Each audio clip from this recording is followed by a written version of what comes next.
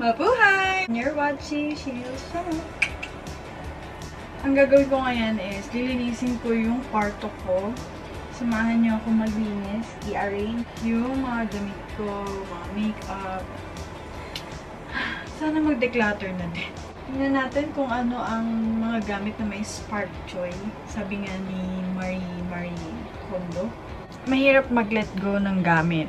Ayoko talaga ng ayoko ng, halimbawa, porke luma na, ibibigay ko na agad.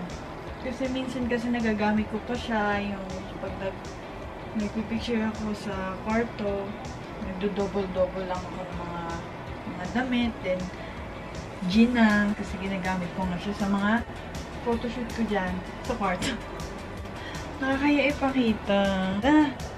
Yung cortina na yan, hindi ko pa yun naayos uli. Simula nung umuwi si mami dito. Tsaka na color. Tsaka mga bags ko, doon ko lang muna nilagay sa may carpet kasi wala pa akong lagyan ng bags. Magpupunas muna ako ng floor. Nakapagpunas na ako ng sahig. Next naman is yung mga naka-tiklop. Ilalabas ko. Tapos, i-arrange ko na mas organized. Ito. Yung room ko is maliit lang. Maliit lang, pero ang lakas ng loob maraming gamit. Para tuloy siyang closet lang. Pero kwarto ko talaga siya. May kama. Pero hindi ako natutulog dito. Wala pa tong aircon, kaya sobrang init. Naka-fan lang ako. Hindi pa to tapos. Sabi ni Daddy, lalagyan pa daw niya to ng mga cabinet para mas malinis daw, mas organized tingnan.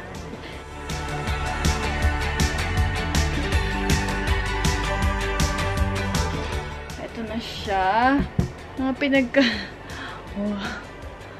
Mga pinagkasya-kasya lang siya ni Mami kasi si Mami yung last time na naglinis itong kwarto. Huwag na kaya. Ang dami kong titiklikin. Kaya ito. Waiting.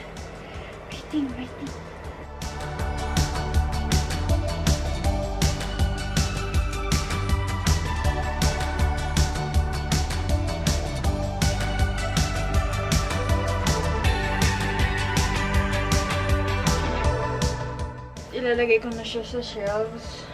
In-arrange ko siya sa bicolors para hindi siya para hindi siya mahirap na hanapin pag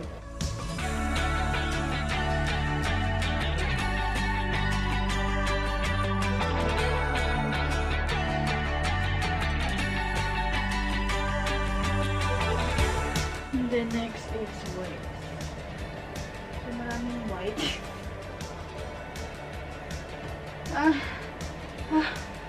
Pawis na ako. Init kasi.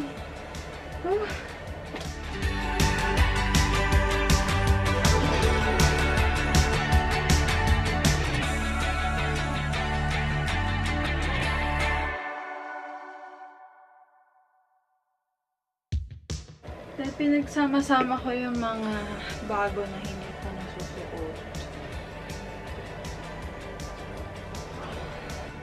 So, ito pa lang ina-arrange ko. Yan. Nagkaroon pa ako ng space sa baba. Pinakamahirap dito ito. Puro bottoms ko na yan, yung mga pants.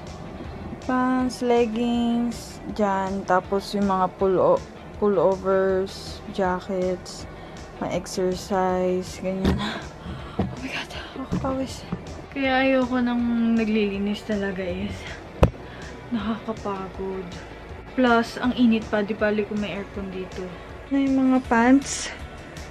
Tsaka yung iba pang mga palda, shorts. Halo-halo din to. Tapos, yung mga pullovers, jackets. Let's go.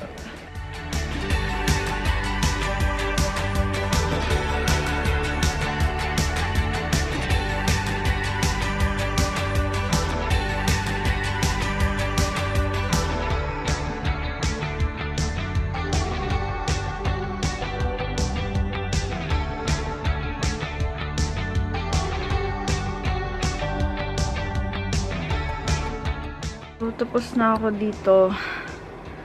Tsaka dito. Pagod na ako. Tutuloy. Ay, double cheek. Gagawin ko lang ngayon, natatapusin ko lang ngayon is mga damit. Tapos bukas, siguro mga sapatos, tsaka yung mga makeup. Yan pa lang yung nilinis ko. Meron pa tayo dito, tsaka dun. Mga sapatos pa.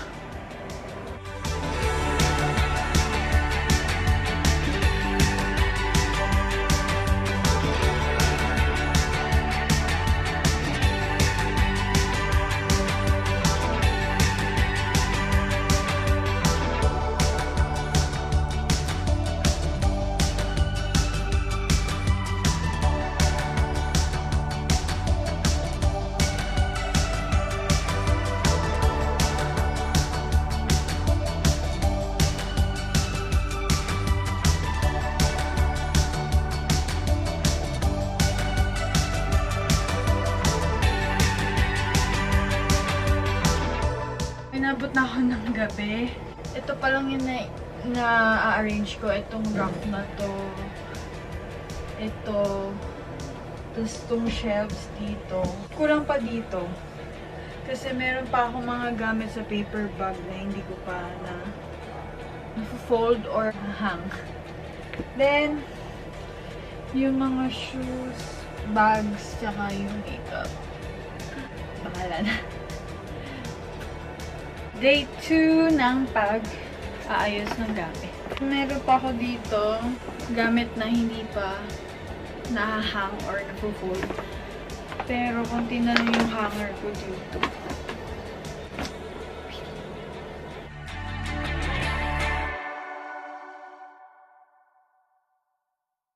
So, tapos na ako sa mga damit. Next naman is yung mga bags ko muna. Kasi nandito lang sila. Feeling ko dyan ko lang talaga sila malalagay sa baba kasi wala na akong ibang paglalagyan dito. So, dito nakalagay yung mga bags ko pa. Ito kasi hinang to ni Mami. Kasi wala nga akong mapaglalagyan na ito. So, ganyan. So, ganyan kakalat yan. May pouch pa ako dito.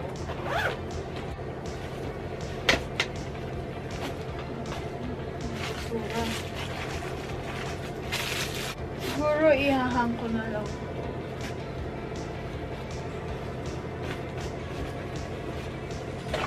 Ito, puro dami, puro resibo. Mga pera pa. May space pa ako dito sa baba. May konting space pa ako dito sa baba. Siguro yung iba dito ko ilalagay. Ano nalagay ko dito? Siguro ito na lang.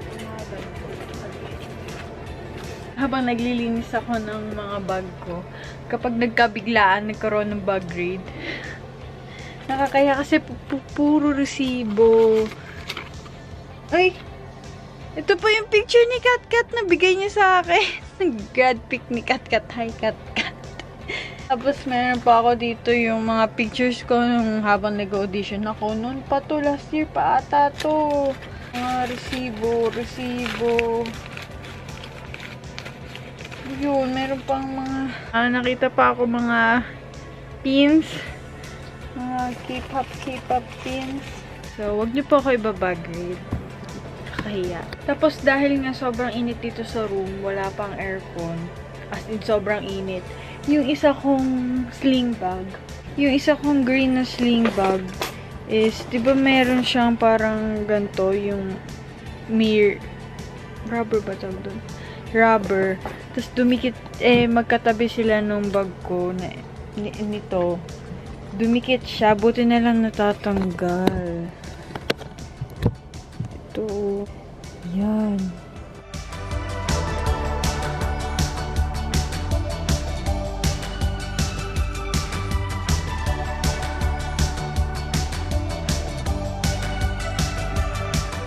Next naman ito. Kalat na. Kasi ako pag nag-makeup, kuha lang ako dun sa mini basket ko na itong white. Kuha lang lagay, tapos pagkatapos balik, tapos minsan kapag tungko ako ng mga pang-ipit, ganyan. Minsan, basta ko na lang pinapatong ganyan. Tamad. Wala pa kasi akong vanity table. Sabi ni daddy, siya na lang yung gagawa. Kaya bumili kami. Siya na lang daw. Ganun yun eh. Gusto niya lagi siya yung gagawa. So, ito muna. Ito yung table na to. Tapos nilagyan ni mami nung... Tapos ito yung tela ko nung binili ko pang background. Ito na lang ginamit niya. Diyan mo na niya pinatong. Tapos si mami din yung naglinis dito last time. Kaja!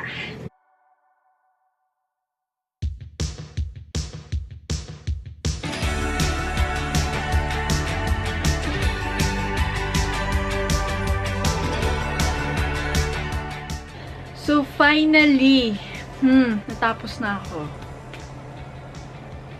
Linis lang siya, pero mukha pa rin siyang magulo. Ha? Mukha siyang magulo kasi maliit yung kwarto, tapos maraming gamit. Mukha pa rin siyang makalat, pero okay lang yan.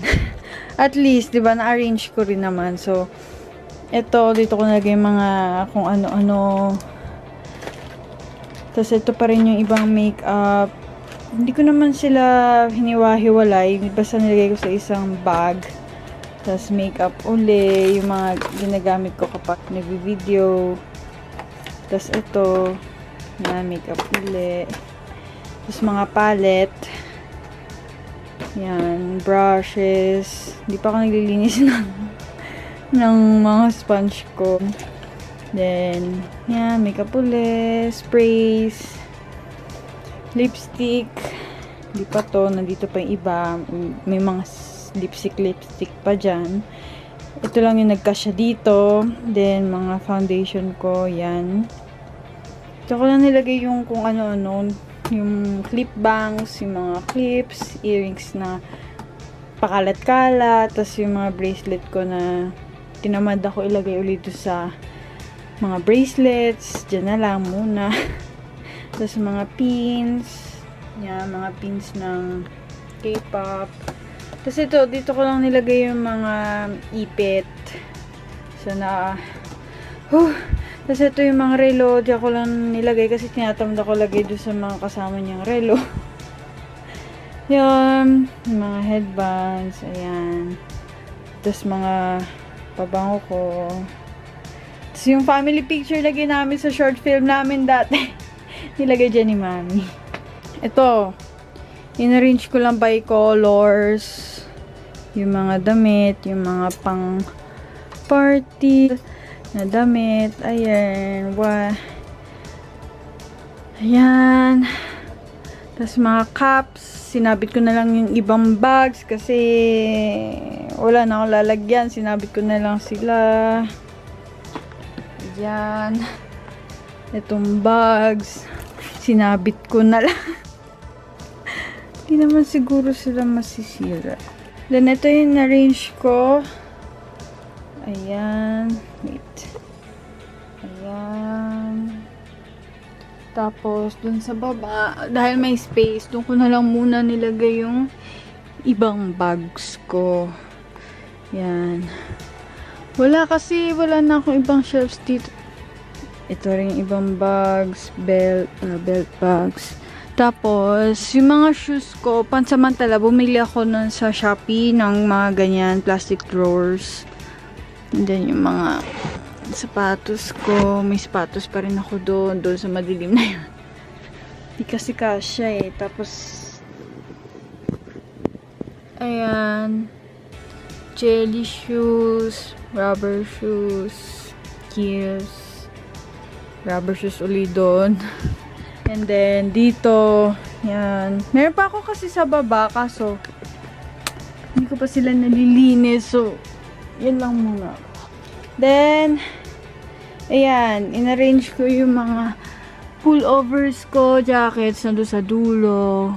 Tapos yung mga pang gym, exercise, shorts, nandyan. Then, dito yung mga jeans ko. Then, mga pangsayaw. Yung mga damit ko uli na pang yan, gala-gala. jackets. Inarrange ko din sila by colors. Yan. Tapos dito yung iba na hindi nagkasya. Yung mga, yan. Hindi naman ako dito natutulog. Hindi naman ako dito nagstay. So, ganyan lang. And, ayun yung kama ko. May pa nga yung picture ko nung graduate ako eh. Hindi pa siya nakasabi. Yung mga, ayan, mga artworks ko. Yan. Kalat pa din. Yung mga, ano ko, ginagawa kong backgrounds pag nagpipicture or gusto ko maganda yung background. Gusto ko iba yung background ko sa mga YouTube vids. Dito kasi nakalagay yung mga pantulog ko.